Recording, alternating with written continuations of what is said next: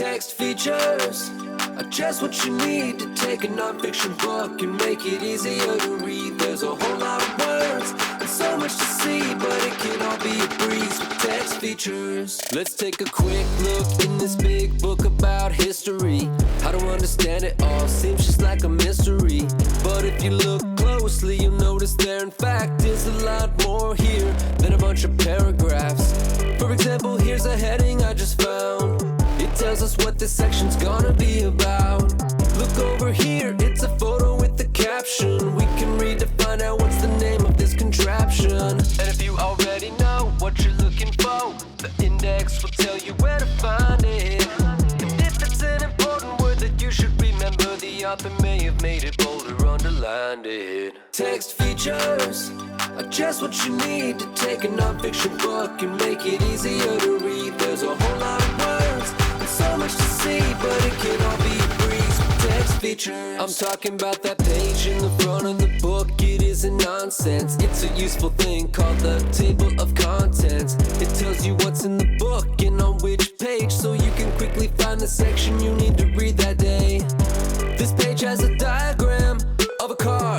It's got labels that name all the different parts. Take a look at the timeline on this page. It shows you when these events happened in a visual way. Here's a list, and these are bullet points. They're not as bad as they sound. Yeah, they just help to separate each item in the list, so you don't get mixed up as you read it down.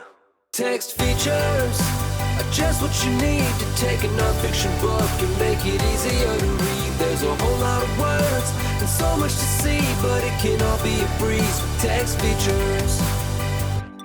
To really understand what text features are and why we need them, let's look at a text with no features at all. See how boring and confusing that looks? If I were looking for something in particular, I'd have to read every word on every page just to find out if it's even in there. Let's add some headings so we know what each section is about, and a table of contents so we know what sections this text has and where to find them. Now let's add some photos and illustrations to help visualize some of the content. If this were an online text, we could even add links that you could click to find more information elsewhere on the internet. We could go further and add even more text features, but hopefully you're already seeing how much easier it is to find useful information than it was when we started.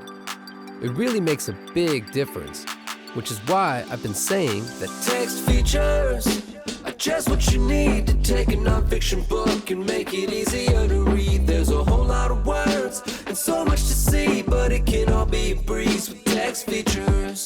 Text features.